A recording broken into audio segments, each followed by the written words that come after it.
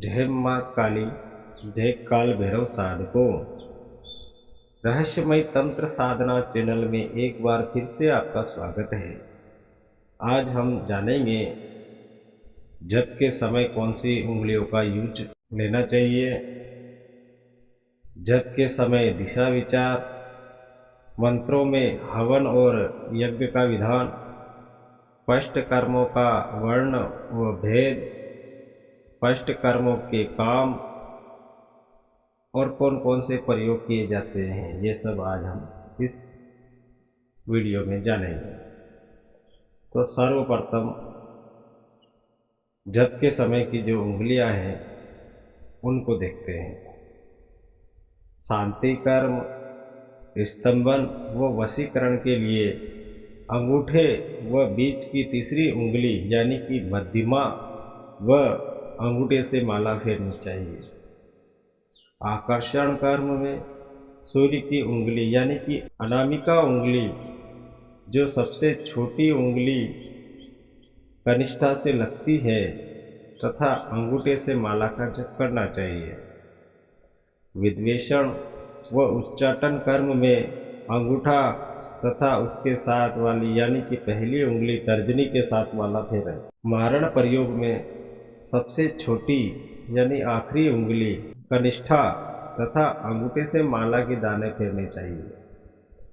जब सूर्य महाराज उत्तरायण में हो तो सत्यविधि तथा सूर्य के दक्षिणायन में होने पर अपसव्य विधि से माला जपनी चाहिए। इसमें ध्यान रखने वाली विशेष बात यह है कि जाप हमेशा पर्दे में यानी कि हाथ में थैली पहनकर उसमें माला को छिपा करके जाप करना चाहिए।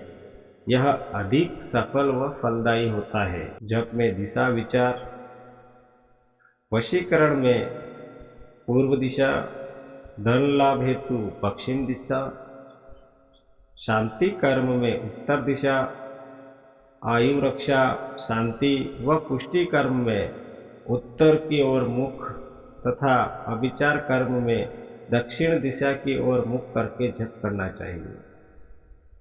अब हम समझते हैं मंत्रों में हवन और यज्ञ का विधान। साधक को चाहिए कि जिस स्पष्ट कर्म का प्रयोग करे उसी के अनुसार हवन करें। प्राचीन मंत्राचार्यों ने मंत्र जप प्रारंभ करने से पूर्व तथा मंत्र जप समाप्ति पर हवन यज्ञ का विधान रखा है। प्रत्येक कर्मानुसार हवन की सामग्री का प्रयोग किया जाता है। शांति कर्म में दूध, घी, तिल तथा गूलर व पीपल की लकड़ी से हवन किया जाता है। इसमें अमर बेल तथा खीर से हवन किया जा सकता है। पुष्टि कर्म में देसी घी, बेलपत्र या चमेली के फूलों से हवन किया जाता है। लक्ष्मी यानी धन कृपा चाहने वाला कमलगट्टा या घी से, अन्न की समृद्धि के लिए बेलपत्र व तिलों से, आकर्षण के लिए चिरौंजी व बेलपत्र से हवन करें। वशीकरण में राई और नमक, उच्चाटन में कौवे के पंखों तथा मोहन कार्य में धतूरे से हवन किया जाता है। इसके अलावा भी अनेक विधियां हैं जो मंत्रानुसार प्रयोग में लाई जाती है। अब हम देखेंगे स्पष्ट कर्मों के नाम। शांति कर्म, वशीकरण कर्म, स्तंभन कर्म, विद्वेषण, उच्चाटन एवं मारण, इन 6 प्रकार के प्रयोगों को स्पष्ट कर्म कहते हैं और इनके द्वारा 9 प्रकार के प्रयोग किए जाते हैं। अब वह 9 प्रकार के प्रयोग कौन कौन से हैं? मारण, मोहन, स्तंभन, विद्वेषण, उच्चाटन, वशीकरण, आकर्षण, रसायन एवं यक्षिणी साधन। यह सब 9 प्रकार के प्रयोगों की व्याख्या एवं लक्षण इस प्रकार है। स्पष्ट कर्म की व्याख्या। शांति कर्म, जिस कर्म के द्वारा रोगों और ग्रहों की अनिष्टकारी प्रभावों को दूर किया जाता है उसे शांति कर्म कहते हैं और इसकी अधित्रायी देवी रति है। वशीकरण, जिस क्रिया द्वारा स्त्री पुरुष आदि जीवधारियों को वश में करके कर्ता के इच्छा अनुसार कार्य किया जाता है उसको वशीकरण कहते हैं। वशीकरण की अधिष्ठात्री देवी सरस्वती है। स्तंभन, जिस क्रिया द्वारा समस्त जीवधारियों की गति का अवरोध किया जाता है उसे स्तंभन कहते हैं। इसकी अधिष्ठात्री देवी लक्ष्मी है। विद्वेषण, जिस क्रिया द्वारा प्रियजनों की प्रति परस्पर की मित्रता एवं स्नेह को नष्ट किया जाता है उसे विद्वेषण कहते हैं। इसकी अधिष्ठात्री देवी ज्येष्ठा है। उच्चाटन कर्म, जिस कर्म के करने से जीवधारियों की इच्छा शक्ति को नष्ट करके मन में अशांति उच्चाटन की उत्पत्ति की जाती है और मनुष्य अपने प्रियजनों को छोड़कर खिन्नतापूर्वक अन्यत्र चला जाता है उसे उच्चाटन कहते हैं। इसकी आध्यात्री देवी दुर्गा है। मारण, जिस क्रिया को करने से जीवधारियों का प्राणांत कर्ता की इच्छा अनुसार असायमिक हो जाता है उसे मारण क्रिया कहते हैं।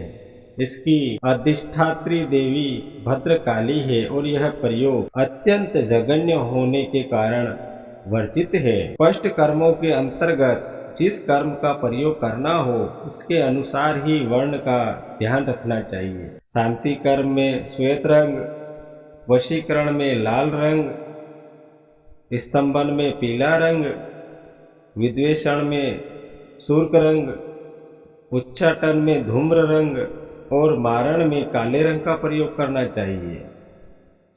कलश विधान समझते हैं। शांति कर्म में नवरत्न युक्त स्वर्ण कलश, कदाचित स्वर्ण कलश न हो सके तो चांदी अथवा ताम्र कलश की स्थापना करें।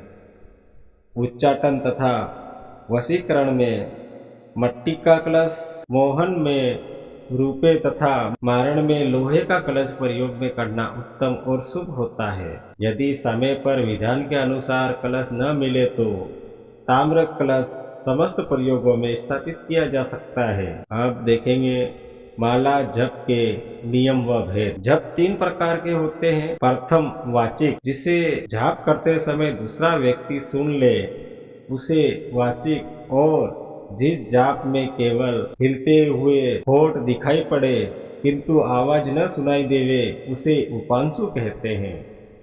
तथा जिस जाप के करने में जिह्वा, होठ आदि कार्य करते दिखाई पड़े और साधक मन ही मन में जपता रहे उसे मानसिक जप कहते हैं। मानसिक जप करने वालों को चाहिए कि अक्षरों का विशेष ध्यान रखें।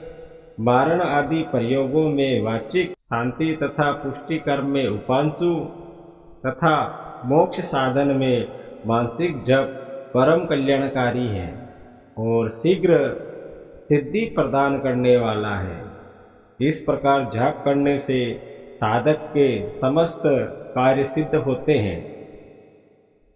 अब स्पष्ट कर्मों में ऋतु विचार पे थोड़ी नजर डालते हैं।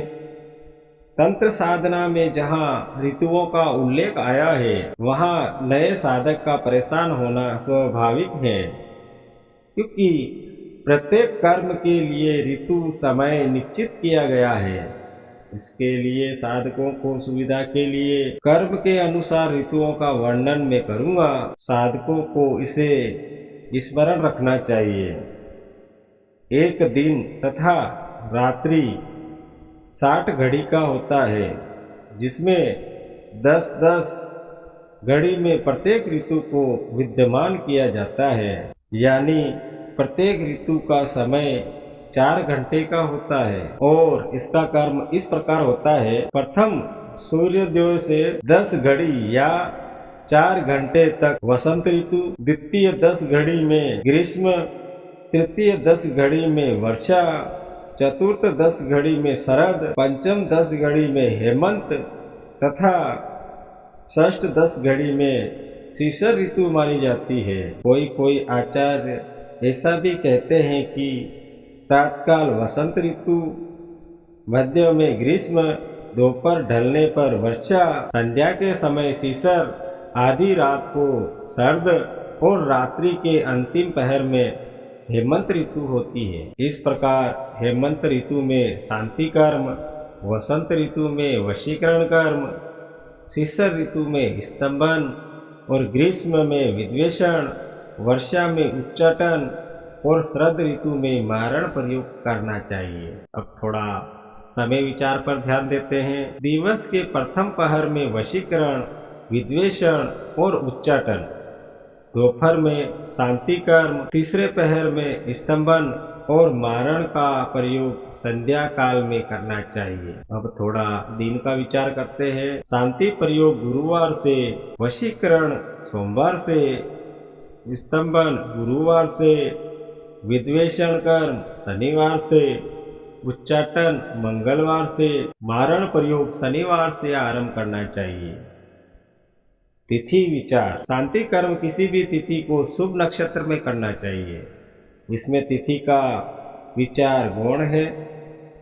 आकर्षण प्रयोग के लिए नवमी, दसवीं, एकादशी, अमावस्या को, विद्वेषण प्रयोग के लिए शनिवार एवं रविवार को पड़ने वाली पूर्णिमा को, उच्चाटन प्रयोग षष्ठी, अष्टमी, अमावस्या को और प्रदोष काल इस प्रकार के लिए विशेष शुभ होता है।